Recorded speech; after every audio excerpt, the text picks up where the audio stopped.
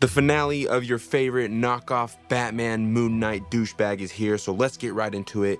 Nemesis, the finale, let's go. Okay, so part 3 ended with Chief Morrow discovering the identity of who Nemesis has been posing as, but that identity wasn't revealed to us. But as we move on to the final issue, it's revealed to us in the very beginning, while Chief Morrow and Sergeant Lee discuss how crazy it is that Nemesis has been posing as his own uncle for months, and maybe even years now.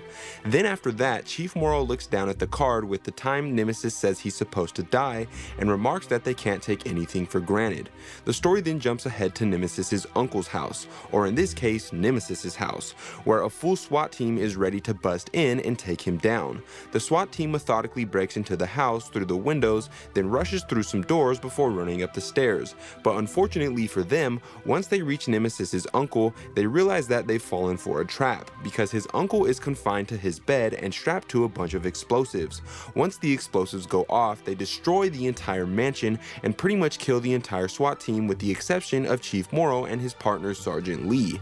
After that, we're brought to a dark room where Nemesis has captured Chief Morrow. Nemesis says that he can't believe Chief Morrow fell for his lies and his trap, and explains that he knew about Chief Morrow's undercover agent from the beginning. And then in a shocking twist, it's revealed that Nemesis has had a mole of his own the entire time, and that mole is Sergeant Lee, who praises Nemesis for how he plans years ahead of time for the cops he wants to kill. After that, Nemesis reveals even more hidden information to us. He says that he wouldn't actually dedicate his entire life to getting even with Chief Morrow, and then explains that he's not even Matthew Anderson. The real Matthew Anderson is dead, and the entire story has been a ruse. After that, Sergeant Lee tells Chief Morrow that all of Nemesis's henchmen retire with a bunch of money after just one job. And that's when Nemesis blasts his brains out with a smile on his face, saying, "Well, that's one way to put it." Chief Morrow then asks Nemesis why he does this and who really is he if he's not Matthew Anderson, and Nemesis says that he's just rich and bored. After that, Nemesis reveals that they've been in the Oval Office the entire time, where he has Chief Morrow's wife and the president strapped to a bunch of explosives. He explains that because they have time to kill before Chief Morrow's midnight deadline, Chief Morrow will have to decide whether he kills the president or kills his wife. Pointing the gun directly at Morrow's head, he says he has 20 seconds to choose or they both die.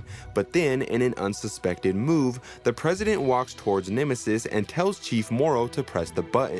And so after Chief Morrow does so, the explosives go off, leaving Nemesis pretty banged up, but still in the fight because of his armored suit. Then while Nemesis tries getting up from the aftermath, Chief Morrow appears out of the smoke, tackling him to the ground before repeatedly clobbering Nemesis again and again. After that, the two of them stand on their feet. Nemesis tries explaining that Morrow was lucky that the president did what he did, but Morrow doesn't want to hear it. He's sick of Nemesis's games. He dishes him another blow to the face and then tries picking up a handgun on the ground, but he's unable to after a chopper above them shoots him accidentally and Nemesis purposely. Disregarding how banged up they both are, Nemesis expresses his enjoyment over this and laughs while stating that Morrow will die at midnight. After that, the two adversaries both pick up guns that were next to them. Morrow is able to hit Nemesis on the corner of his head, and Nemesis hits Morrow around his abdomen, leading to both of them dropping to the ground. A SWAT team then comes to collect both of their bodies, but one of the team members says that they need a medic because Chief Morrow is still breathing. Our journey continues in a hospital, where the medical staff is doing everything they can to keep Morrow alive. Meanwhile, while Morrow struggles to hang on, his son looks through his dad's wallet and looks at their family pictures. Then he finds the card Nemesis gave him and looks over at the clock, which reads the exact time his father was supposed to die. But thankfully, his father successfully proved Nemesis wrong and is still breathing. We're then shown an image of Nemesis's smiling yet lifeless looking body before going to the next page where Chief Morrow and his family are on vacation. Morrow reads a letter from an unknown person who congratulates him on his victory against Nemesis.